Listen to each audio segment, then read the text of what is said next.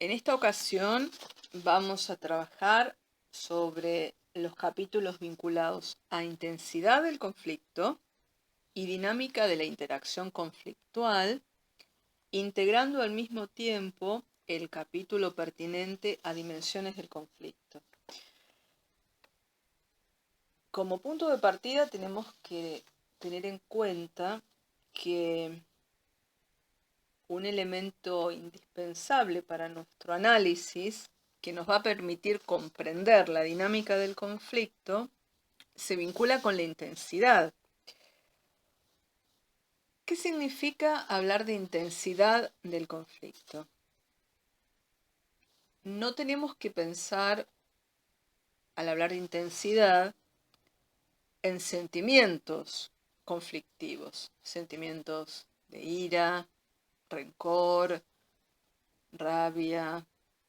o cualquier otro que pudiéramos asociar a lo que comúnmente llamamos un comportamiento intenso, una personalidad intensa, porque en este caso, en definitiva, la intensidad a la que aquí nos estamos refiriendo no es la intensidad del sentimiento conflictual, sino de la conducta conflictiva, es decir, qué nivel de impacto van a tener mis conductas como actor, es decir, mis conductas verbales de decir o no decir, o mis conductas no verbales, es decir, las conductas de hacer o no hacer, en cuanto a la consecuencia que pueda generar en el otro actor con quien conflictúo. Independientemente del ámbito y dominio de las emociones, que resulta indirectamente verificable a través de ciertas acciones, pero que no constituye el elemento central de nuestra búsqueda al momento de identificar la incompatibilidad de objetivos, al momento de medir los recursos de poder relativo con que cuentan los actores y poder seguir la trayectoria de los conflictos, teniendo en cuenta que todo aspecto vinculado a los procesos de pensamiento y a cuestiones vinculadas a emociones, es decir, impulsos que puedan tener los individuos, no van a ser accesibles a nosotros a nivel de la conciencia del individuo, es decir, no vamos a poder ingresar a la conciencia o al proceso mental de cada individuo, sino que vamos a poder analizar o inferir a través de determinadas conductas si las mismas tienen un mayor componente, podríamos decir, de hostilidad o de amistosidad. Es decir, que aquellos aspectos emocionales o emotivos pueden vislumbrarse, pero de modo mediado o indirecto. Es decir, entonces, que la intensidad, en definitiva, va a estar vinculada con la intensidad del impacto de los medios o de esos recursos de poder que utilizan las partes orientadas a lograr determinados objetivos. Por eso es imprescindible comprender que al hablar de la utilización de determinados recursos, también incluimos la amenaza del uso o despliegue de esos recursos de poder. Supongamos el ejemplo de un conflicto entre dos sujetos que aumenta de intensidad, no solamente cuando se inicia, por ejemplo, una acción penal. La intensidad también aumenta cuando se amenaza con esa posibilidad de llevar a cabo una determinada acción. Es decir,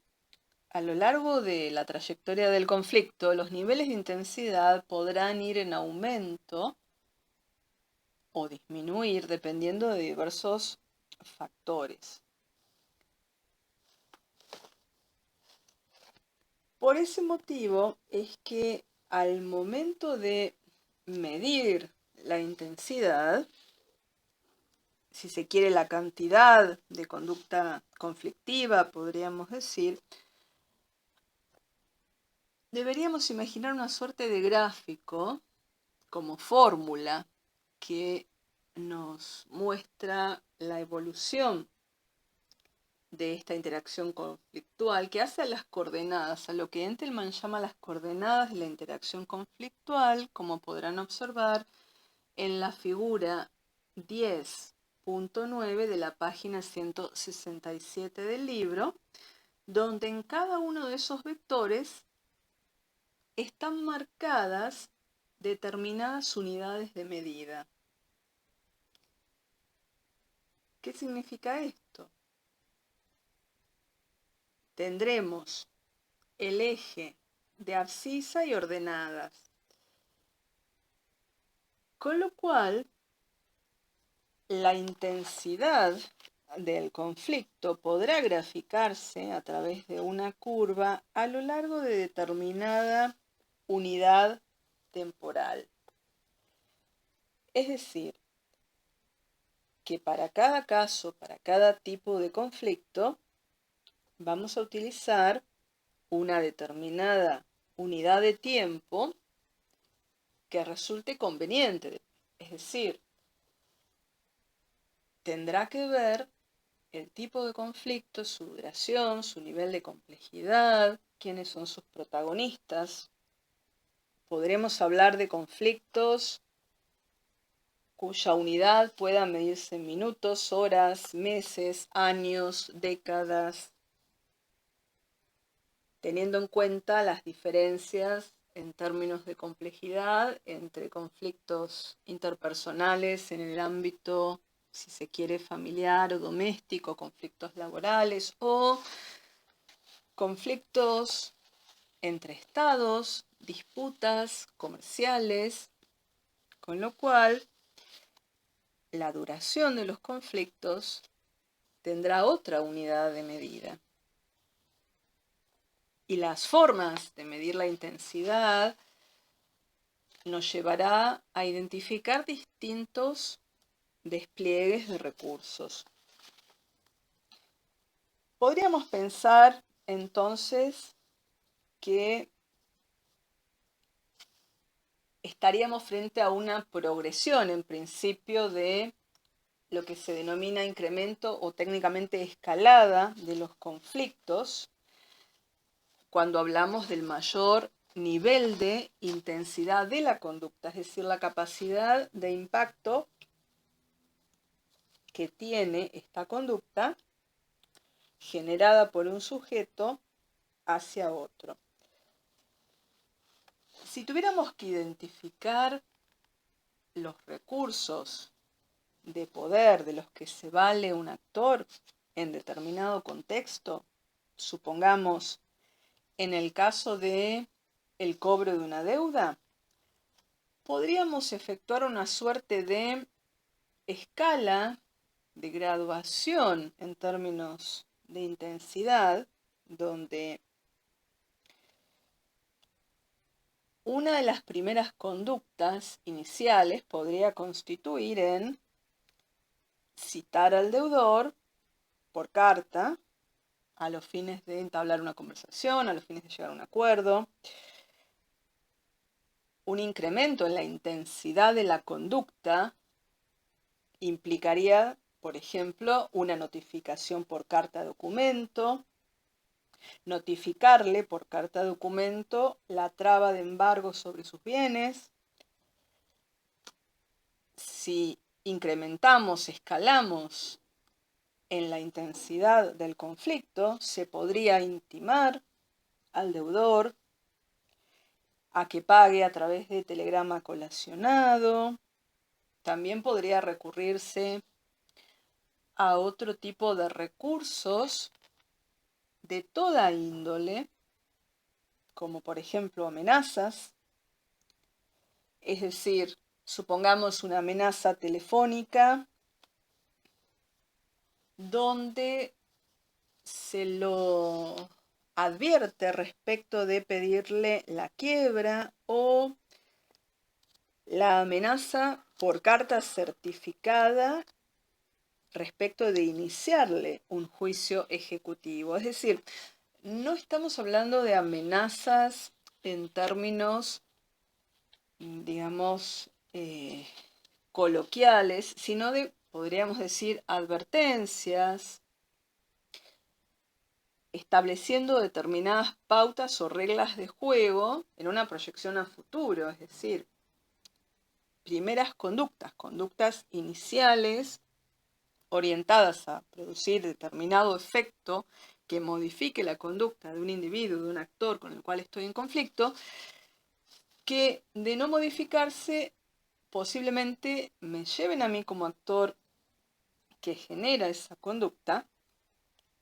a incrementar la intensidad, es decir, a escalar la intensidad en el conflicto a través de conductas de mayor intensidad.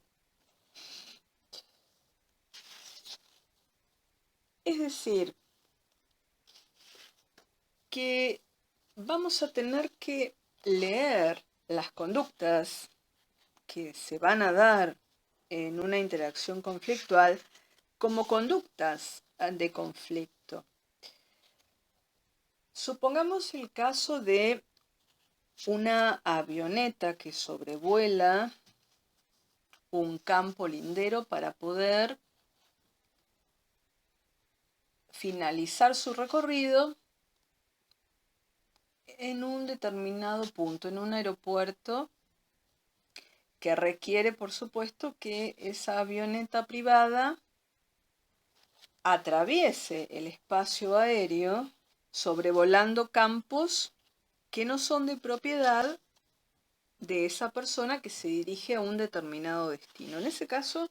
no podríamos estar hablando de una conducta amenazante, sino de la necesidad de circular por el espacio aéreo. Ahora bien, si se tratara de un avión perteneciente, podríamos decir, a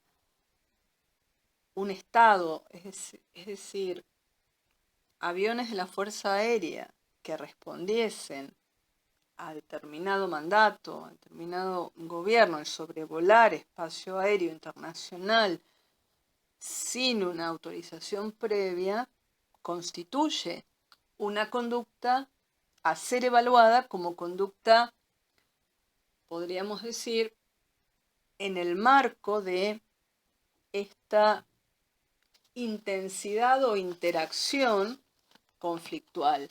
que va a dar lugar a respuestas, es decir, a conductas como modo de respuesta de igual o de mayor intensidad, de modo tal que se va a ir produciendo una suerte de dinámica que nos puede llevar a diferentes niveles de tensión, mayores o menores. Por eso es que vamos a hablar, en definitiva, de lo que Entelman denomina la dinámica de la interacción conflictual, sabiendo que el conflicto, en definitiva, es un proceso dinámico, es un proceso que está sujeto a cambios permanentes, es decir, a medida que el conflicto se desarrolla, es decir, a lo largo de su trayectoria, las percepciones, las actitudes, los intereses traducidos en objetivos de los actores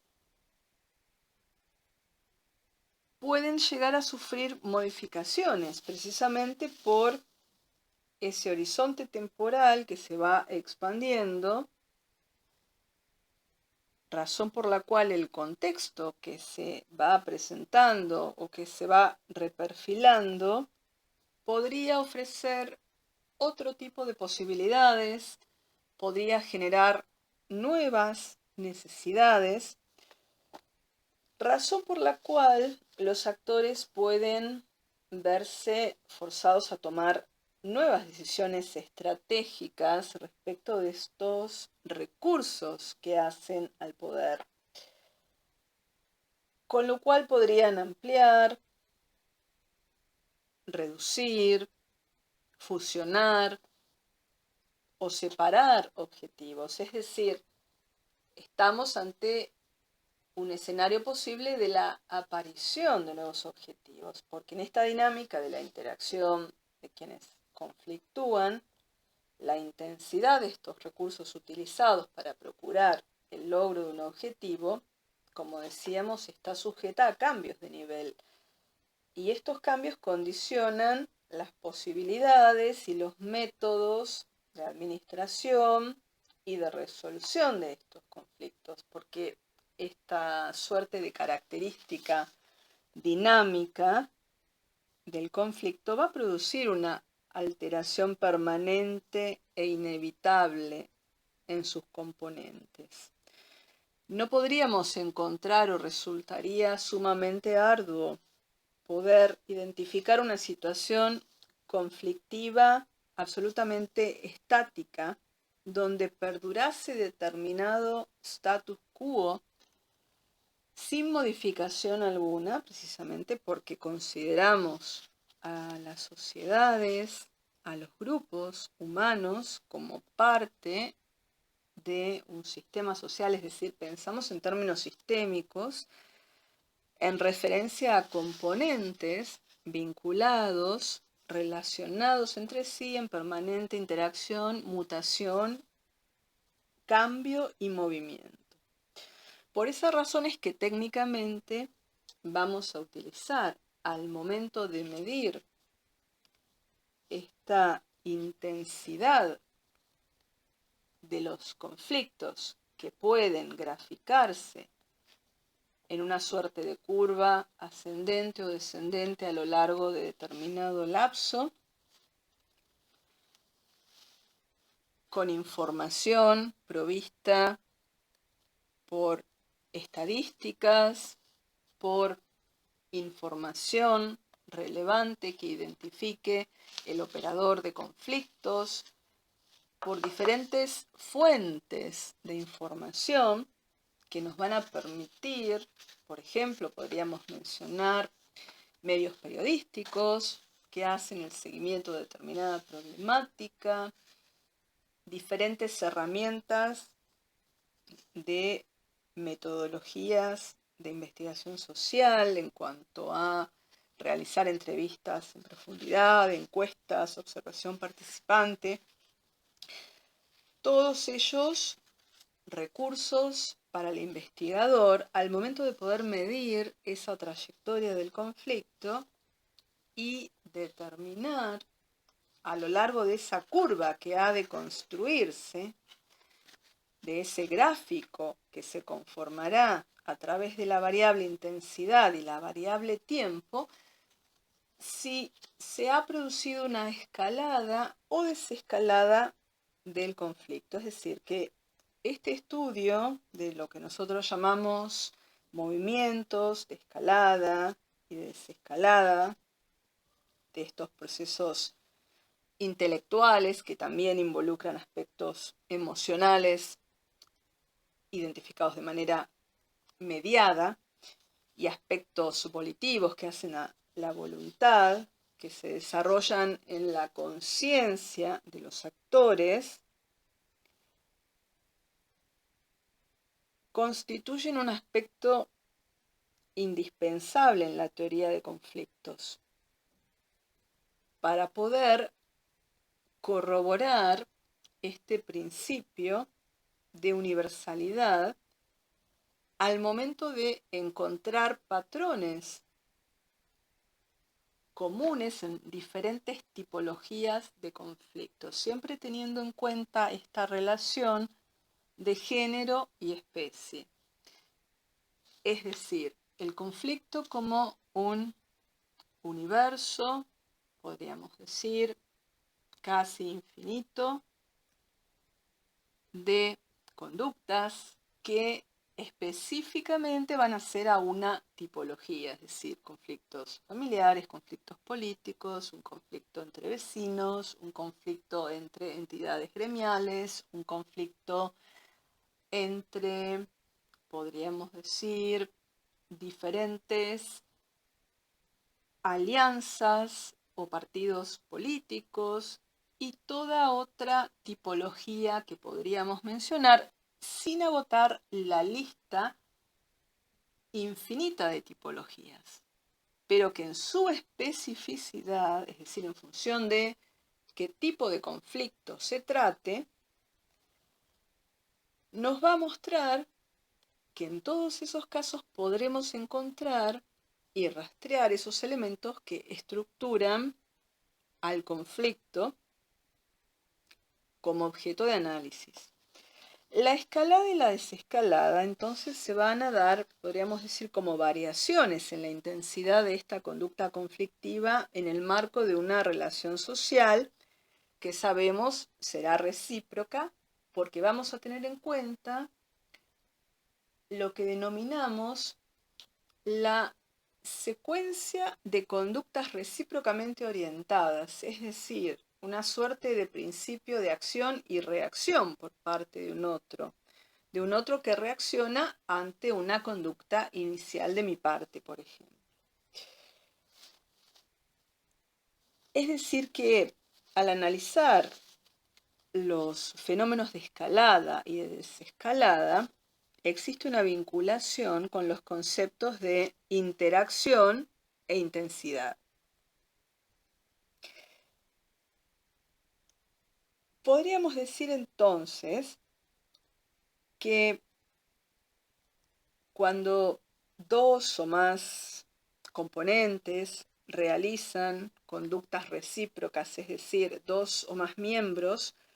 llevan a cabo conductas recíprocas y podemos inferir una secuencia de actos diferenciables donde uno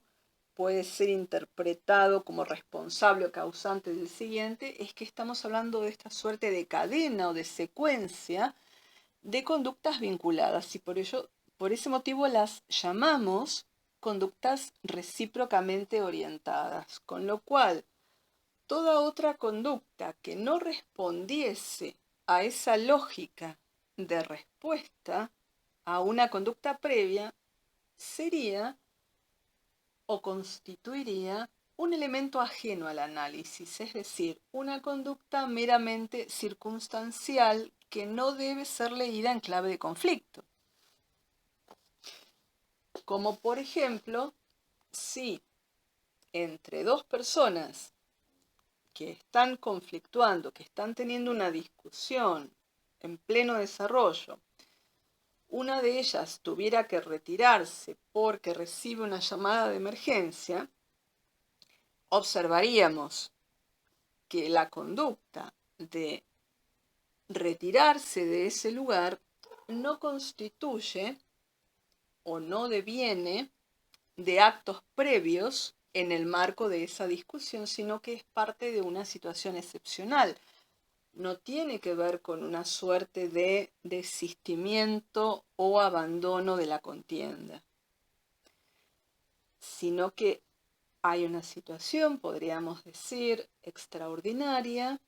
que lleva a uno de los actores a tener que, por lo menos, posponer el desenvolvimiento de la discusión y posiblemente retomarla en algún otro momento, tal vez transformar esa interacción conflictual, modificándola y quizás pasando de ser una discusión a una suerte de diálogo más abierto en la medida en que ese horizonte temporal, como mencionábamos previamente, nos permite el añadido, la amplificación, la separación o la fusión de diferentes objetivos debido a que con el paso del tiempo las necesidades, los intereses, las percepciones y los contextos de cada uno de los actores están sujetos a cambios y variaciones que van a influir en que tengan mayor o menor interés en el logro de determinados objetivos en detrimento de otros. Cuando hablamos entonces de los cambios en el nivel de intensidad, podemos corroborar empíricamente a través de mediciones y fuentes, es decir, datos duros, que nos permiten comprender que la intensidad de un conflicto no podría mantenerse estable durante el transcurso del conflicto, es decir, durante la trayectoria del conflicto. ¿Qué significa esto? No implica pensar que las conductas conflictivas han de aumentar indefinidamente o inevitablemente en intensidad o que deban producir necesariamente picos de incrementos profundos o de declinación. ¿Y por qué decimos esto? Podemos observar en determinados gráficos,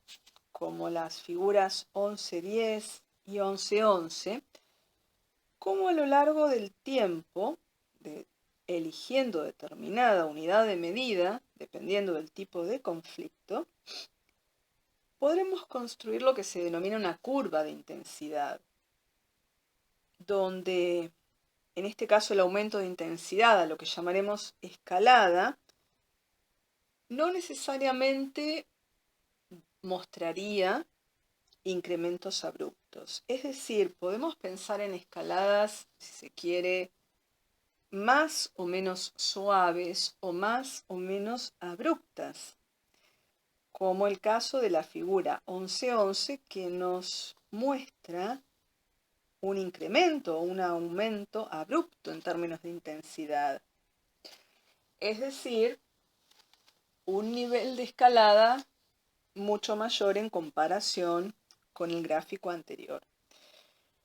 Los conflictos experimentan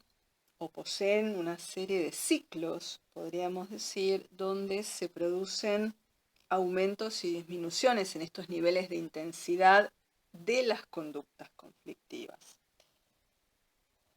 Estadísticamente,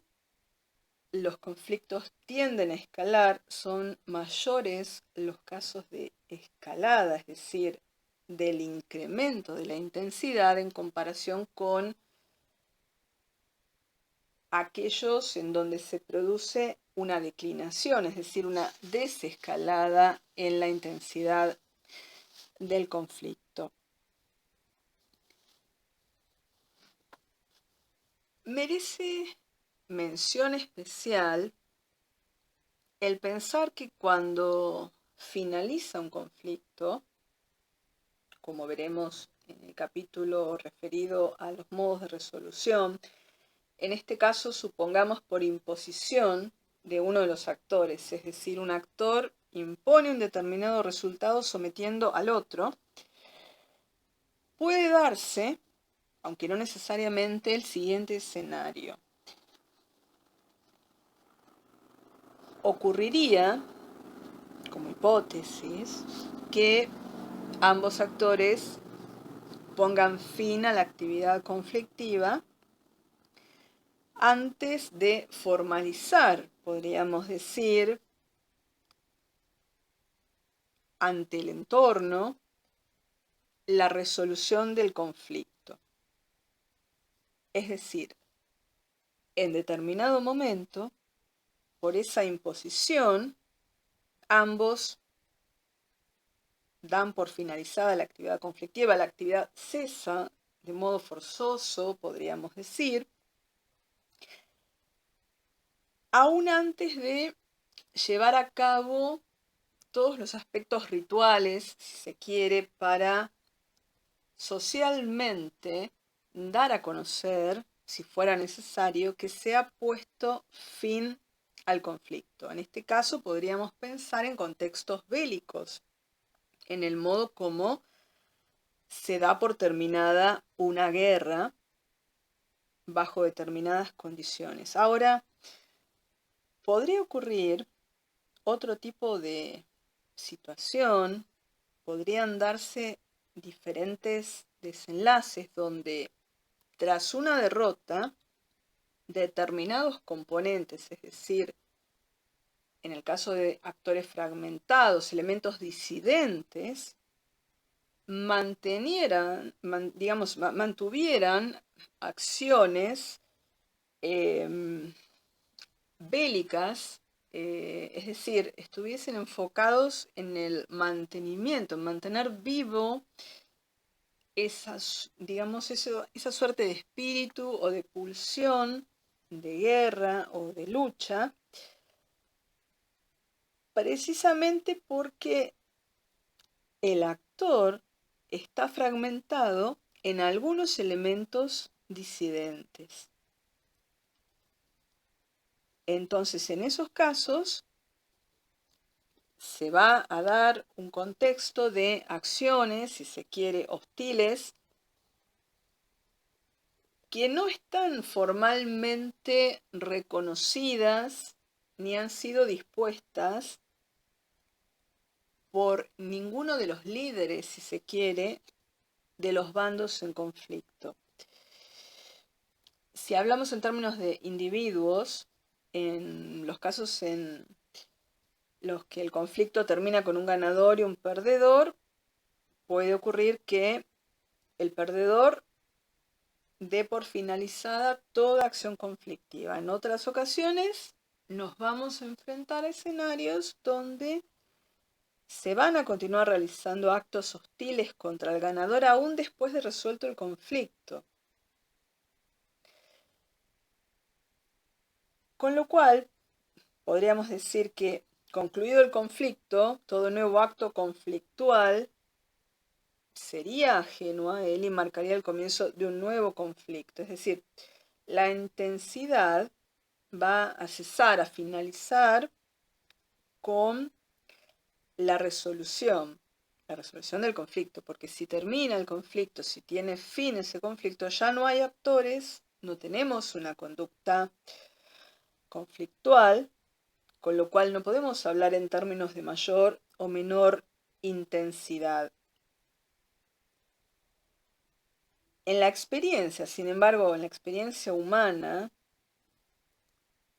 observamos que los conflictos, en definitiva, constituyen un proceso que va a ocurrir dentro de una relación determinada, con lo cual la terminación del conflicto, en definitiva, es un fenómeno que va a requerirnos un tratamiento empírico. No podemos axiomáticamente aplicar principios rígidos para determinar la finalización de un conflicto y el comienzo de un nuevo conflicto, en especial cuando existen rémoras o, si se quiere, elementos latentes que pueden cobrar nuevamente vida y energía para impulsar un conflicto que parecía haber tenido solución. Esto nos lleva entonces a un concepto que es el de el estancamiento de los conflictos, es decir, una aparente, si se quiere,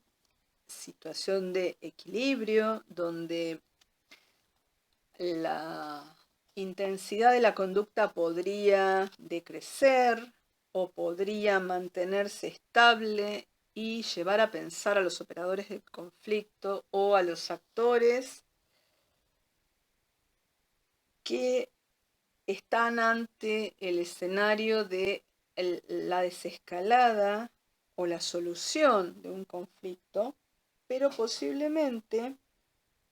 este aumento o este descenso en el nivel de intensidad que se detiene en un estancamiento va a ser transitorio, aunque no necesariamente breve, puede tener una duración temporal considerable. Entonces, desde este punto de vista del estancamiento, esta magnitud de la conducta podrá decrecer o podrá retomar una línea de ascenso, de incremento, con lo cual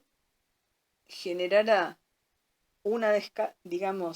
suerte de escalada, y si produce una suerte de decrecimiento, se producirá una desescalada. Por esa razón es que ante los contextos de estancamiento debemos pensar si se trata de momentos en los cuales los actores están en una suerte de etapa de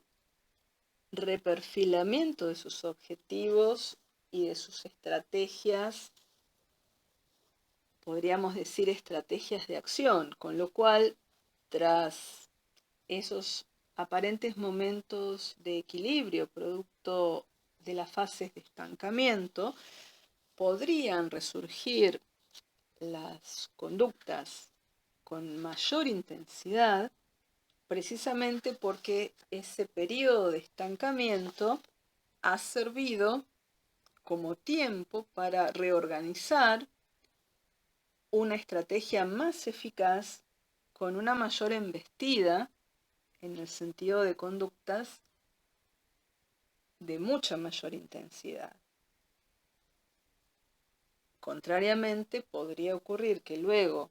de una fase de estancamiento debido a diferentes factores del contexto, como podría ser el desgaste, el debilitamiento, la pérdida de interés en determinados objetivos, el acuerdo respecto de determinados elementos de negociación, lleven a que el conflicto vaya disminuyendo en intensidad, produciendo una desescalada, aunque no necesariamente retome a un punto de equilibrio. Podemos decir entonces que llamamos escalada o escalamiento a el movimiento hacia niveles de mayor intensidad de la conducta conflictiva, y de forma contraria la desescalada o el desescalamiento nos habla de un desplazamiento hacia niveles menores o más bajos de intensidad. Es interesante tener en cuenta lo que sucede cuando en la interacción conflictual hablamos de pluralidades de individuos, es decir, de más de un actor, no solamente un actor individual. Porque estamos ante casos en donde el aumento, es decir, la escalada o la desescalada, puede advertirse o puede estar expresada en función de la cantidad de personas que están implicadas en la acción conflictiva. ¿Qué significa esto? Dentro de un bando de composición múltiple, en el contexto de actores colectivos, cuando conflictúan, podríamos decir, grupos integrados por una determinada cantidad de miembros, habrá integrantes que tendrán actitudes o conductas más o menos activas, más o menos pasivas.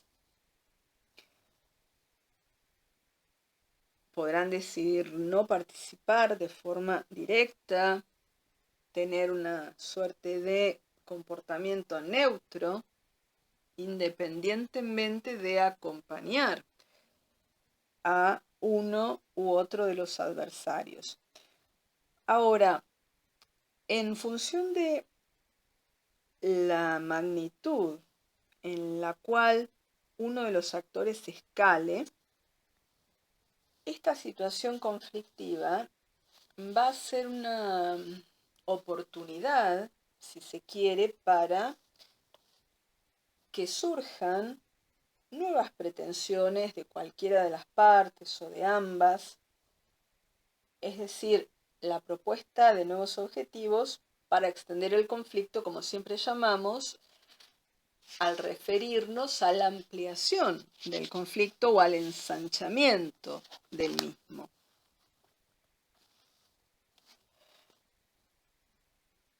Es importante entonces recordar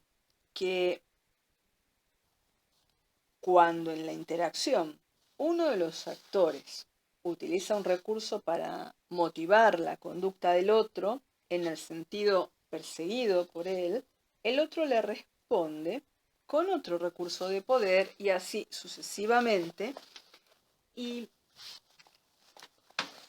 en función de la cantidad de individuos, dependiendo del grado de cohesión o fragmentación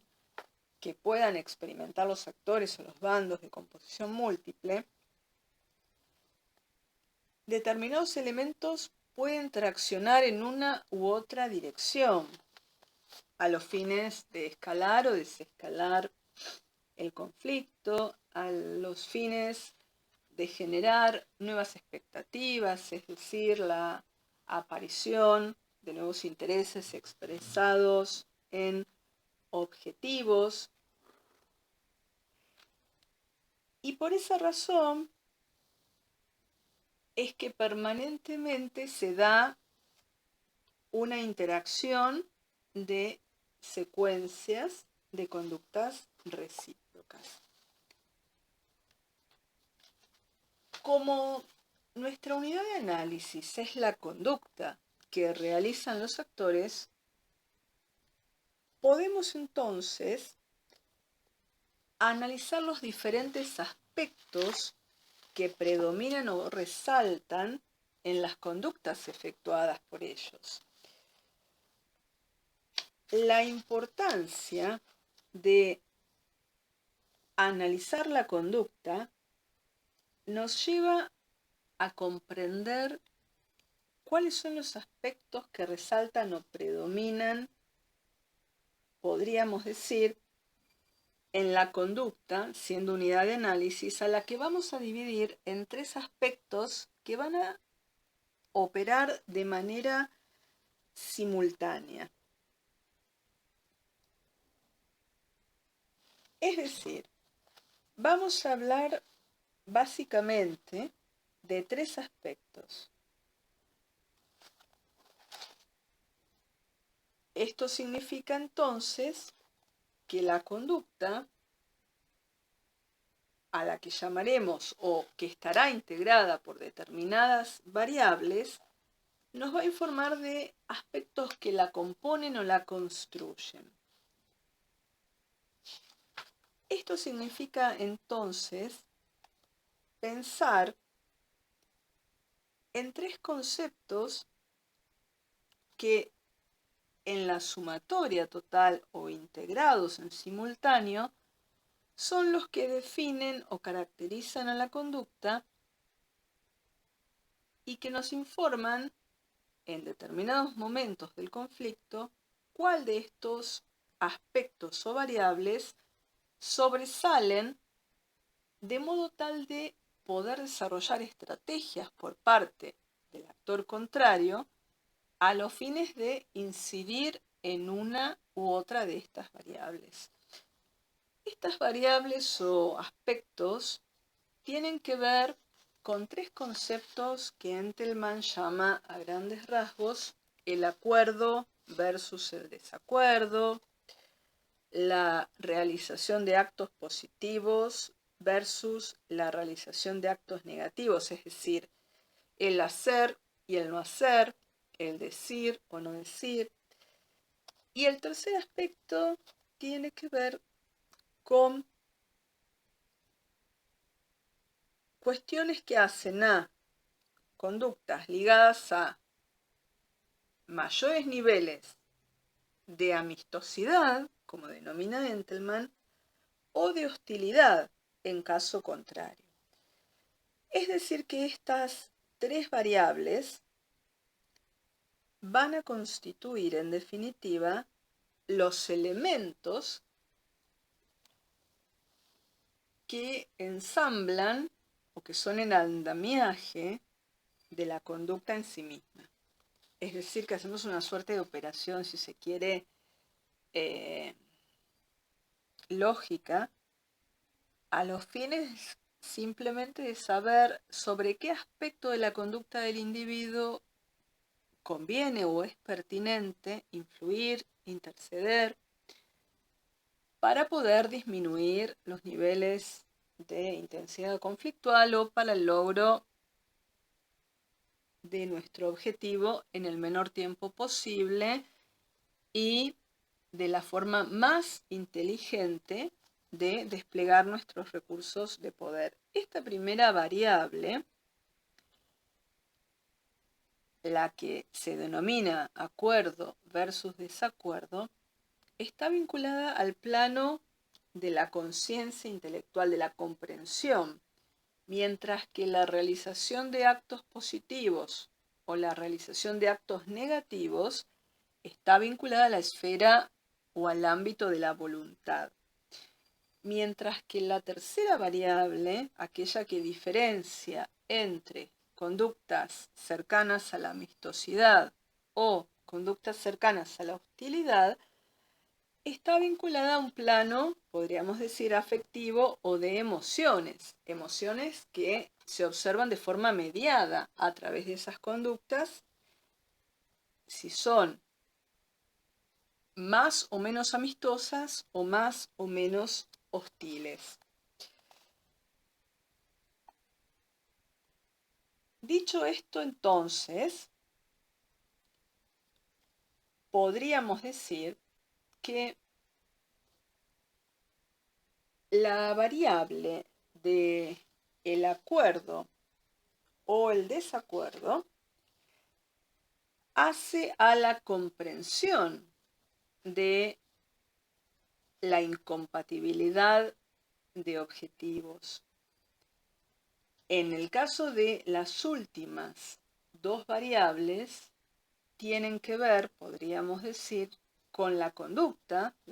en cuanto a realizar actos positivos o negativos, el hacer o el no hacer. Y por otro lado, la amistosidad u hostilidad nos va a mostrar, podríamos decir, los grados de tensión que podrían llegar a tener lugar y que van a influir en la reacción del otro actor, es decir, en los actos positivos o negativos. Es decir, ¿cómo ordenamos esta lógica que hace a la división de la conducta en lo que llamamos variables de la conducta conflictiva? Tenemos que decir entonces que en el plano de lo que se denomina el acuerdo y el desacuerdo es donde se dan, podríamos decir, las posibilidades de intercambio, las posibilidades de soluciones, de negociaciones, sea por parte de los actores o a través de la participación de los terceros. La realización de los actos positivos y los actos negativos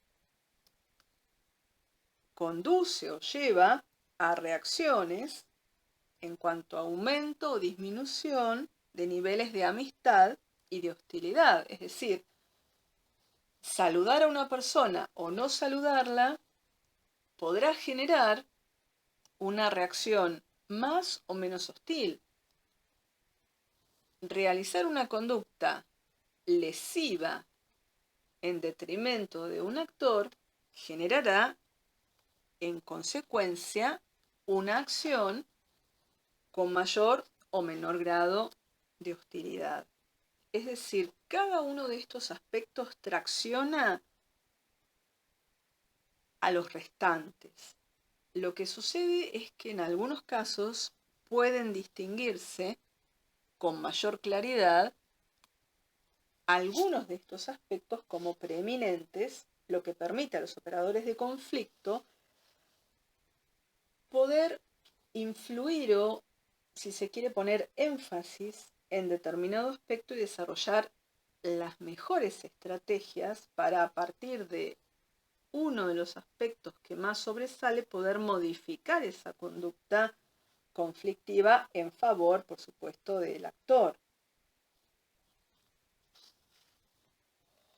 Supongamos, a mayor cantidad de actos de conducta positiva que sean valorados por el actor contrario, estaremos más cerca de un alto grado de probabilidad de generar una suerte de interacción más amistosa, si se quiere. Y a mayor nivel de amistosidad, estaremos más cerca de lograr un acuerdo. Y para ello necesitaremos de la voluntad, es decir, de la realización de esos actos. Sucede que en el ámbito de conflictos donde afloran las emociones, suele resultar complejo para los operadores de conflicto que los actores, en un contexto de hostilidad,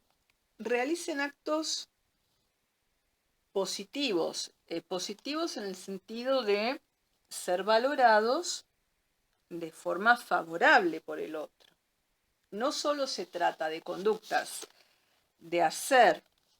o no hacer, sino también de la valoración positiva o negativa de esas conductas.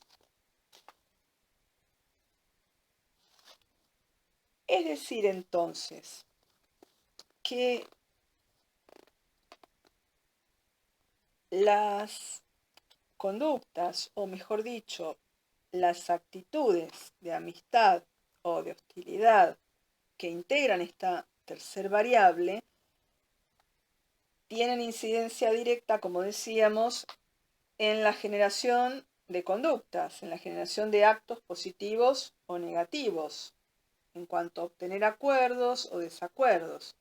Y al mismo tiempo, podríamos decir, el llevar a cabo actos positivos o negativos va a repercutir en la reacción más o menos amistosa o más o menos hostil. Por esa razón es que estos aspectos o elementos constitutivos de la conducta no pueden separarse, ya que actúan al unísono. Simplemente ante el caso de detectar la preeminencia de uno de estos aspectos, el operador de conflictos podrá accionar con una estrategia particular. Es decir, en el caso, por ejemplo, del predominio de la hostilidad o la amistosidad, que va a tener una relación directa con lo que interprete cada actor respecto de las intenciones de los otros, si las relaciones son de nivel amistoso, ocurrirá generalmente que los actos del otro actor se puedan interpretar, si se quiere, como malos entendidos, acciones impulsivas, equivocaciones. Ahora, si respecto de estas emociones que afloran pudiéramos identificar escenarios o climas, por así decirlo, de hostilidad, en esa relación hostil, generalmente, muy posiblemente, cualquier acción, cualquier conducta de uno o de otro de los actores va a ser interpretada como una conducta que puede tener segundas intenciones. Esto no es menor porque si predomina inicialmente para un operador de conflictos la variable amistad u hostilidad, esta va a condicionar la interpretación que cada uno haga, digamos, la interpretación que cada uno de los actores haga de la conducta del otro. Es decir, que si estamos como operadores de conflictos ante una, podríamos decir, relación más amistosa, aún existiendo un conflicto, podríamos pensar que los actores van a tener mejor predisposición para interpretar las conductas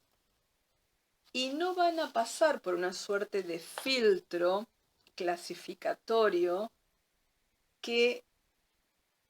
implique a todas las conductas realizadas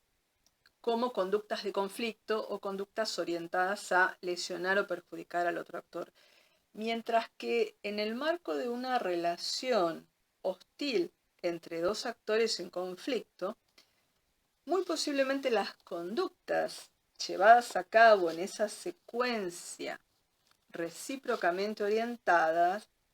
sean pensadas no como conductas accidentales, errores o equivocaciones, sino como acciones premeditadas o acciones que esconden tal vez segundas intenciones. Por ese motivo, es importante que al identificar cuál es el aspecto que predomina, se desarrollen estrategias tendientes a neutralizar o a suavizar, podríamos decir, el predominio de uno u otro aspecto. Ante los ejemplos citados o la situación relativa a actitudes de amistad u hostilidad, será necesario potenciar la realización de actos positivos, en el caso, por ejemplo, de una relación hostil. Esto nos demuestra entonces cómo la conducta, en definitiva, es una unidad de sentido y no puede ser dividida a menos que sea de forma artificial para poder comprender cómo operar e influir en estas conductas de los individuos, porque tenemos que tener en cuenta el carácter dimensional o multidimensional de esta interacción para comprender que no debemos visualizar, como nos dice Entelman, sea la intensificación o la moderación de esa conducta de interacción en uno solo de los tres niveles. ¿Por qué decimos esto? Porque cada uno de estos aspectos va traccionando a los otros, va arrastrándolos en una suerte, si se quiere, de espiral para graficar esta intensidad, esta vorágine que puede implicar sea el aumento o disminución de la intensidad en una conducta, donde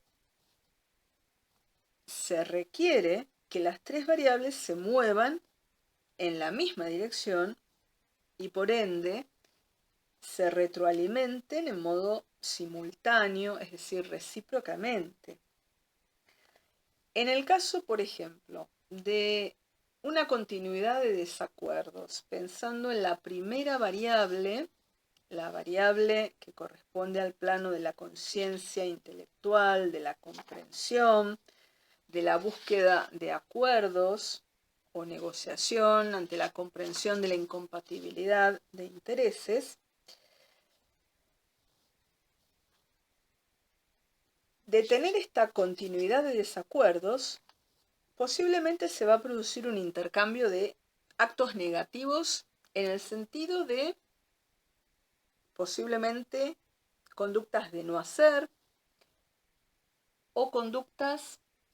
con una valoración negativa. Es decir, aquí tenemos dos aspectos. El aspecto que hace a las conductas verbales y no verbales, como mencionábamos, de hacer o no hacer, de decir o no decir, y el valor positivo o negativo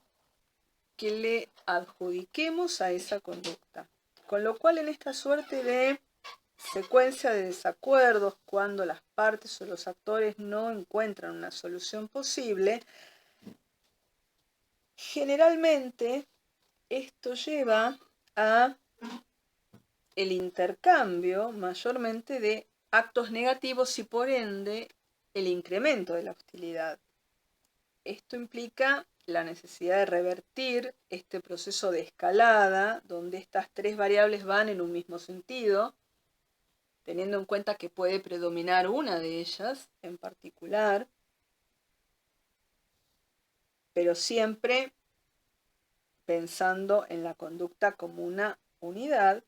con lo cual el objetivo de revertir un proceso de escalada por parte del operador del conflicto es necesario precisamente para generar un cambio, una suerte de modificación de la dirección en la que va la conducta, tratando de influir en aquella variable donde sea susceptible de operarse un cambio o una modificación determinada. Tenemos que ser conscientes que resulta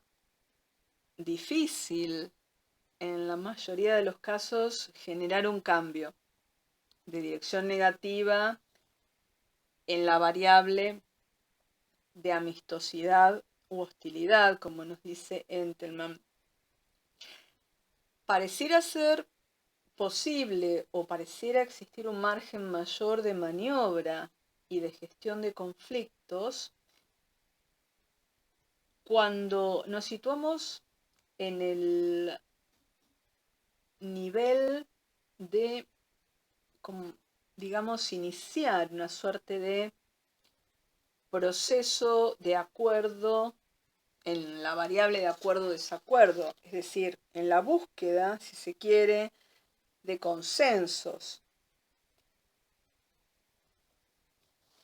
Si nosotros entonces pensamos en el primer nivel, en el nivel de la comprensión, nos resultaría más ágil iniciar este proceso. Es decir, iniciar un proceso de intercambio de soluciones, de propuestas que se muestren de forma razonable, convincente para cada uno de los actores, que permitan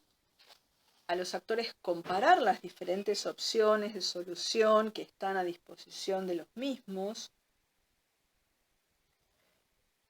y en especial comparar esas posibilidades con los daños que podrían surgir en caso de que se incrementara la interacción conflictual, es decir, en caso de una escalada en la intensidad del conflicto.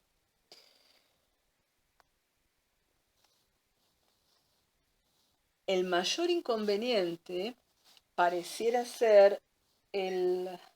elemento de la hostilidad, que muchas veces, sea de manera consciente,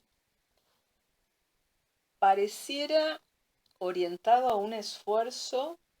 por evitar posibles acuerdos, donde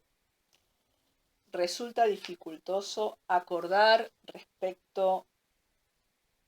de los temas que hacen al problema, es decir, las razones que hacen al conflicto, los objetivos incompatibles y las metas que se persiguen, con lo cual el poder tratar el conflicto, en este caso como un conflicto de suma variable, es decir, que arroje resultados beneficiosos para ambas partes y al mismo tiempo se otorguen concesiones recíprocas, resultaría más dificultoso porque esta relación de hostilidad, este contexto tal vez previo de una experiencia negativa entre los actores o de una relación devenida podríamos decir, una interacción hostil, en definitiva, va a ser difícil que se pueda lograr este tratamiento del conflicto en términos de suma variable, es decir, aplicando esa lógica del compromiso como modo de resolución de conflictos,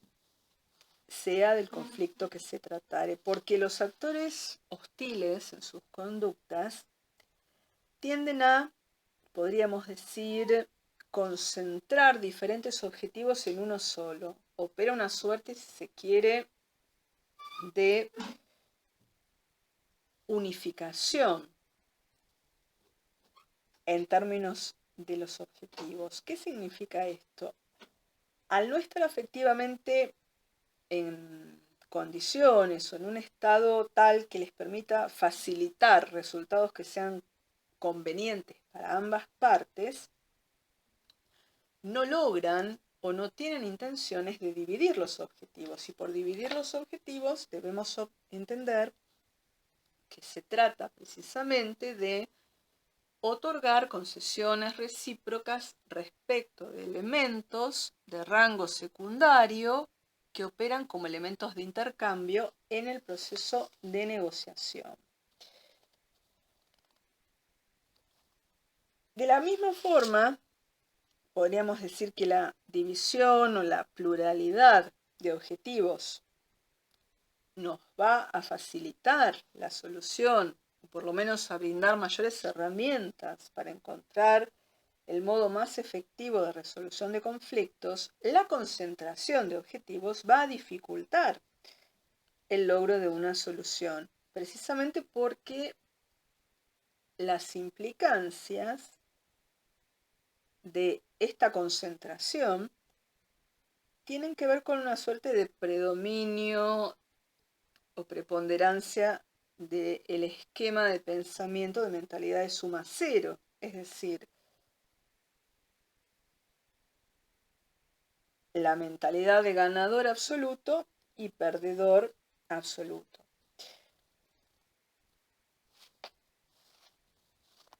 Si pensamos que desde el nivel intelectual, es decir, el nivel de la comprensión de las diferencias, el nivel de la toma de decisiones en cuanto a los mejores mecanismos de negociación para encontrar una solución, si desde ese nivel intelectual no fuera posible disminuir la hostilidad, es decir, aumentar la amistosidad, como nos dice Entelman, posiblemente va a ser necesario modificar, generar cambios en lo que Entelman llama la zona de intercambios entre actos positivos o reducir los actos negativos. ¿Qué significa esto? Ante contextos de hostilidad, el nivel intelectual, es decir, de la comprensión y la elaboración de propuestas, no permite disminuir la hostilidad,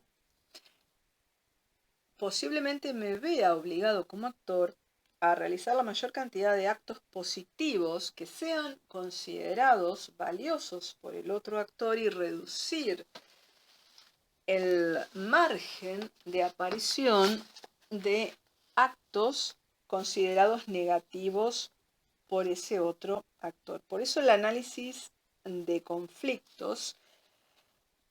idealmente debe orientarse a identificar cuál es la variable que predomina, es decir, que sobresale en un conflicto. Supongamos que el problema nuevamente reside en el ámbito, es decir, en el aspecto de la variable que pertenece al plano de la conciencia intelectual, de la comprensión, es decir, el problema que reside en el acuerdo o el desacuerdo. Un operador de conflictos deberá pensar, diseñar, acompañar en la elaboración de diferentes ofertas, de diferentes propuestas concretas. En estas situaciones donde el problema, podríamos decir, o el énfasis, el predominio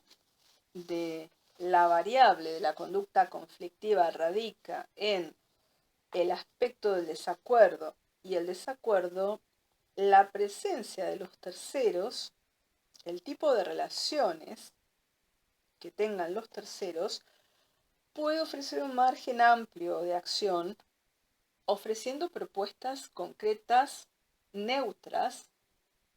que permitan a los actores poder ampliar sus horizontes y también modificar sus patrones de conducta.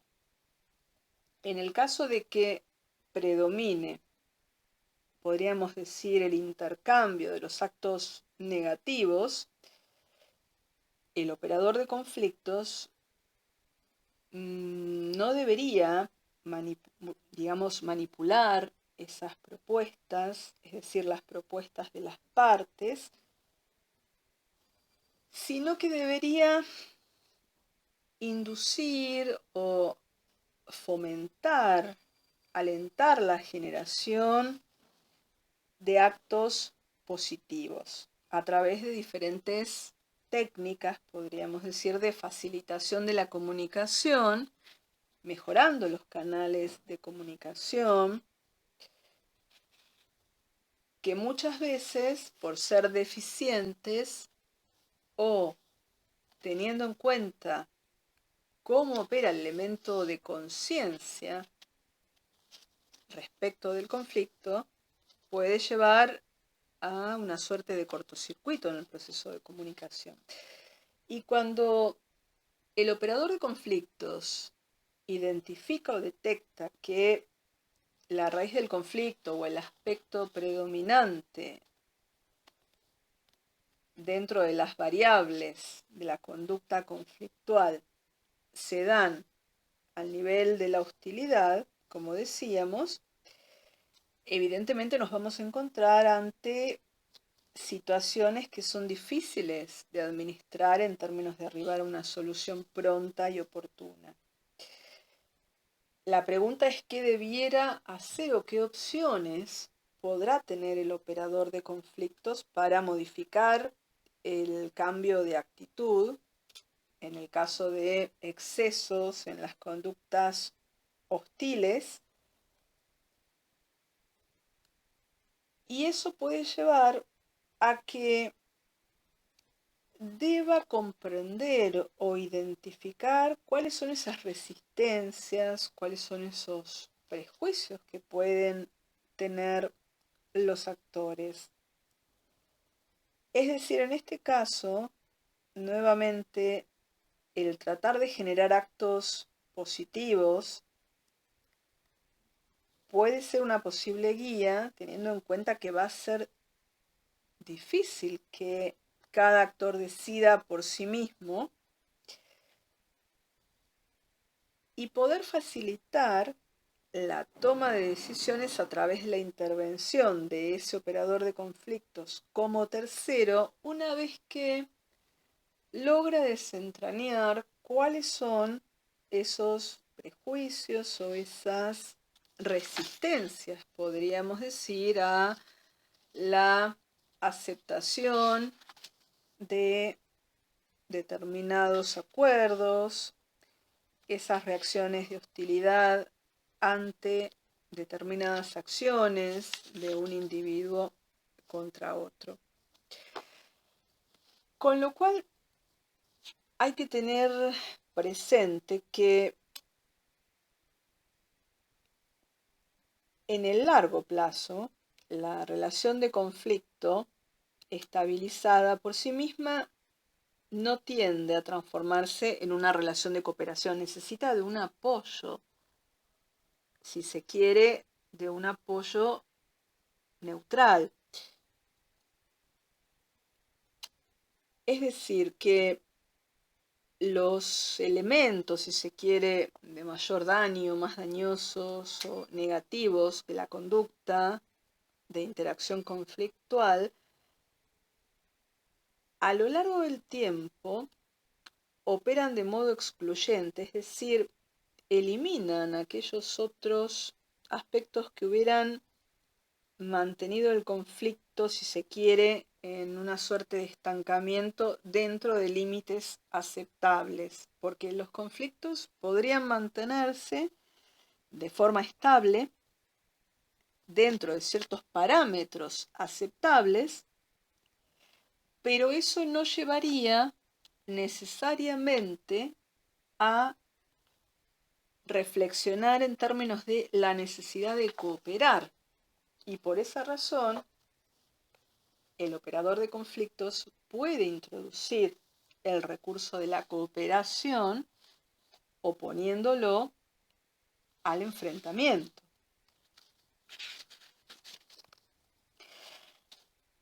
Respecto de las dimensiones del conflicto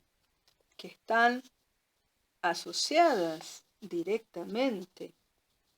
a las actitudes de los actores en relación con el adversario, en relación con el objetivo o la meta en conflicto, es que decimos que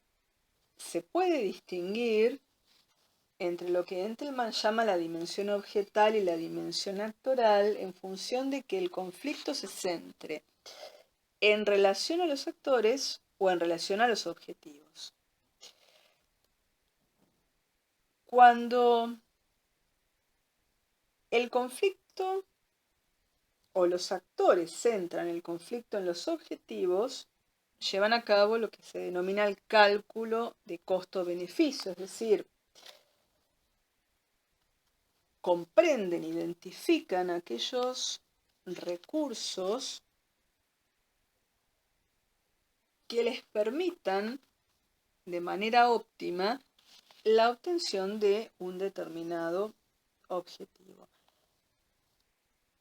Es decir, aquí estamos en un escenario de un proceso de razonamiento lógico que mide costos, beneficios, pérdidas y riesgos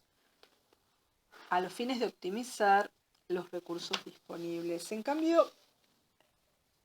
cuando el conflicto se centra, podríamos decir, en la persona del otro, en ese otro como sujeto, los actores o el actor tiende a interpretar los actos de su oponente como si fueran actos en contra de, es decir, que no van a reparar en utilizar la mayor cantidad de recursos de poder para obtener un objetivo, que no va a estar medido por lo que obtiene, sino por la pérdida que le va a provocar al otro. Y por esa razón es que hablamos del componente de affectio, precisamente porque se orienta a la persona del actor. Es decir, que al hablar de dimensiones, dependerá de en dónde enfaticemos, en dónde hagamos foco al momento de procurar nuestros objetivos, teniendo en cuenta que la dimensión en definitiva va a hacer referencia simplemente a las actitudes de los actores con relación al adversario, es decir, al actor conflictuante, o en relación al objetivo o la meta en conflicto. Por eso es que identificamos estas dos actitudes claramente diferentes, es decir, comportamientos que centran el conflicto, como decíamos, en la relación con los actores, y comportamientos o conductas que centran, es decir, ponen énfasis en el conflicto en relación con los objetivos. No debemos olvidar que en un mismo conflicto pueden concurrir ambas dimensiones, no obstante prevalecer una sobre la otra. En el primer caso,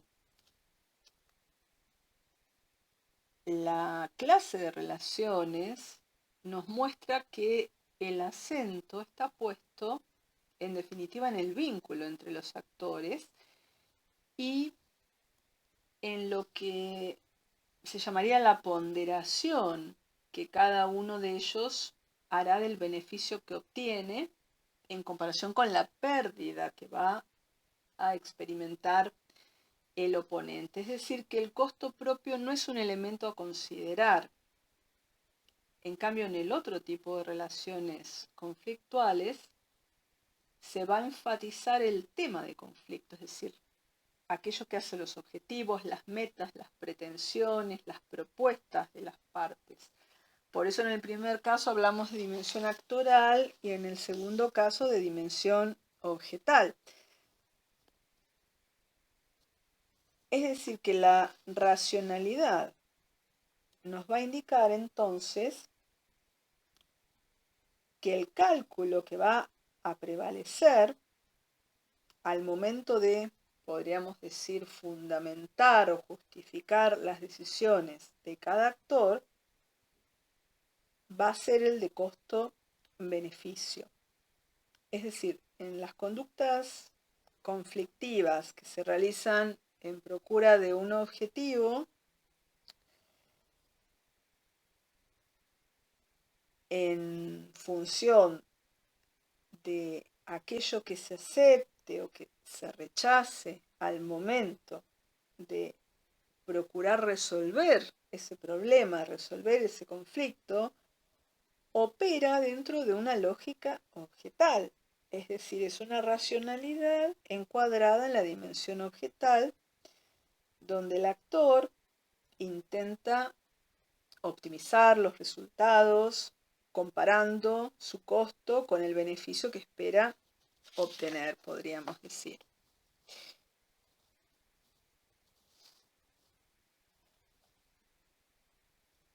Al mismo tiempo, sabemos que los actores no son siempre racionales en términos de aplicar la lógica costo-beneficio para todo tipo de conflictos,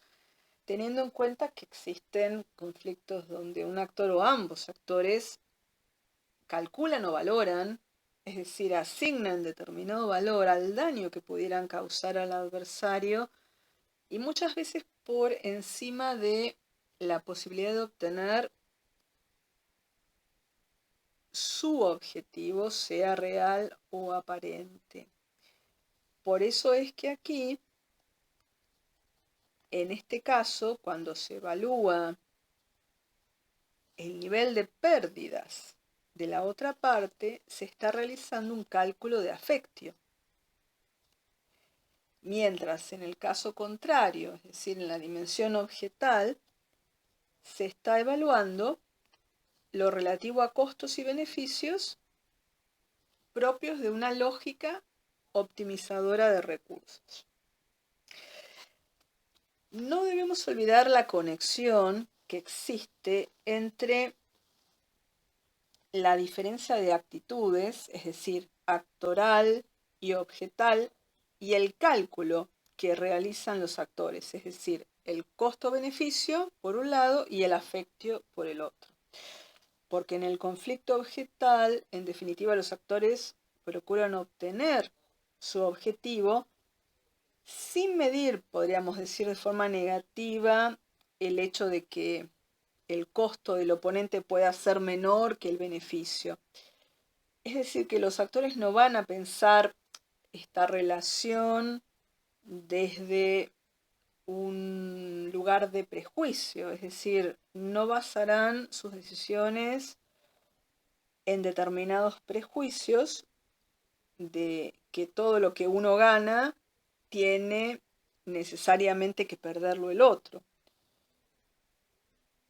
El caso contrario se da en el conflicto encuadrado en la dimensión actoral, donde el cálculo de afectio toma la posición predominante. Es decir, a mayor nivel de daño o contrariamente a mayor nivel de protección, sea afectio negativo o afectio positivo, la conducta del actor va a estar orientada precisamente a la persona con la cual se conflictúa. Aquí podemos poner en relación las variables de la conducta conflictiva, donde en el caso de la variable del acuerdo y el desacuerdo, al hablar de la dimensión objetal, podemos con mayor margen de operatividad manejar diversas metas, metas múltiples, objetivos diferenciados, es decir, expandir el conflicto, ensancharlo, ampliarlo, dividir estas metas o objetivos que nos permiten una negociación más fácil y viable. Contrariamente, la dimensión actoral va a generar tendencialmente que los temas que puedan ser individualizables, respecto de los cuales los actores conflictúan, se fusionen en un solo tema. Es decir, nuevamente se produce esa concentración de las metas y objetivos en uno solo. Es decir, un solo tema, una sola meta, un solo objetivo más amplio, causar daño, beneficiar a alguien, separar o deteriorar la relación entre dos personas, supongamos. Tendríamos muchos ejemplos al respecto. Es importante entonces tener en cuenta que en gran parte de las metas o de los objetivos, las soluciones se van a formular a partir de, podríamos decir, el nivel de adversariedad o de colaboración, que van a estar directamente ligados a mayores posibilidades de éxito o de fracaso en esa negociación. En el caso del conflicto actoral, a los operadores de conflicto se nos hace dificultoso que aparezcan modelos de resolución que incorporen otras valoraciones, que generen diferentes intercambios recíprocos, concesiones, precisamente porque aquí opera, si se quiere, una suerte de energía o de conducta contra el adversario y no de conducta respecto de búsqueda del acuerdo para obtener el propio objetivo.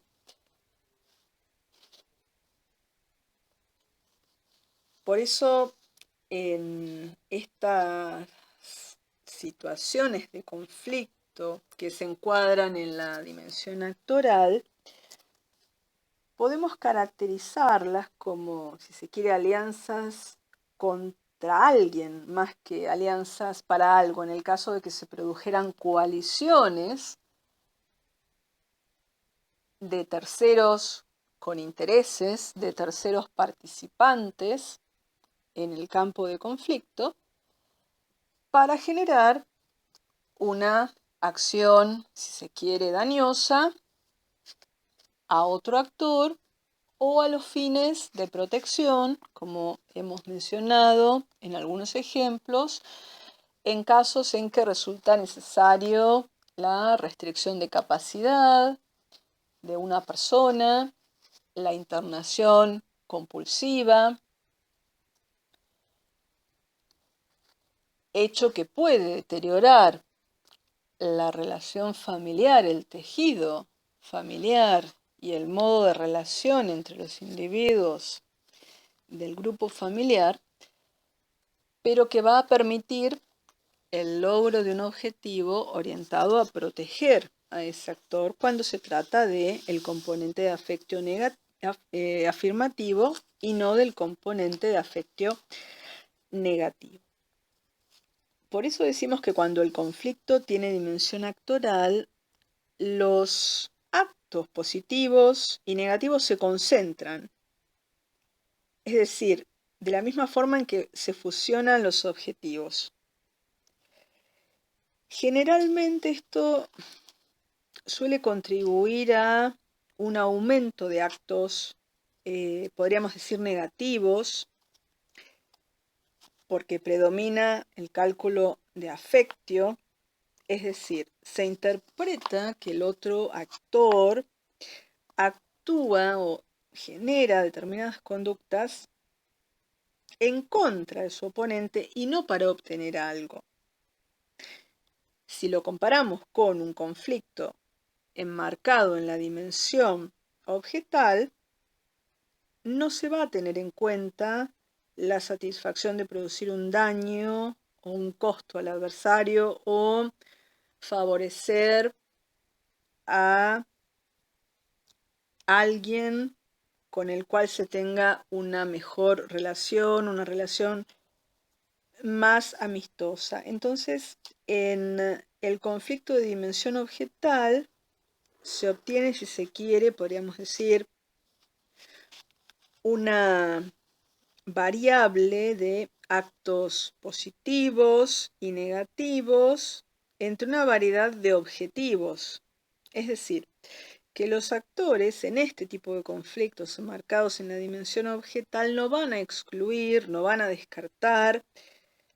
la colaboración de sus oponentes, podrán estar dispuestos a moderar la intensidad de las conductas, no estarán centrados en derrotar al otro, podrán dar valor a vínculos preexistentes o a vínculos futuros que podrían llegar a construir a través de determinados elementos de coincidencia. Y si pensamos en la siguiente variable de la conducta conflictiva, que es la variable de amistad, hostilidad, podemos decir que también se va a ver afectada por estas dimensiones, por la dimensión actoral o la dimensión objetal. En el caso de que el conflicto se encuadre en la dimensión objetal, las partes van a operar en una lógica de ganancias o pérdidas, podríamos decir, sin tener en cuenta o sin considerar el generar daños o costos mayores al adversario. Y en el conflicto enmarcado en la dimensión actoral, sabemos o podemos concluir que las acciones, las conductas, van a tener percepciones o van a estar vinculadas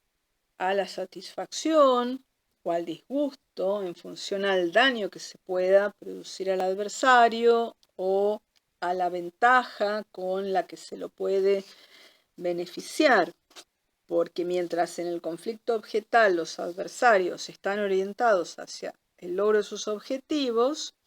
en la dimensión actoral lo que se va a producir es una orientación contra el adversario. Y por ese motivo es que va a ser más susceptible todo aquello vinculado a sentimientos de amistad o de hostilidad al momento de encontrar una solución o una terminación del conflicto.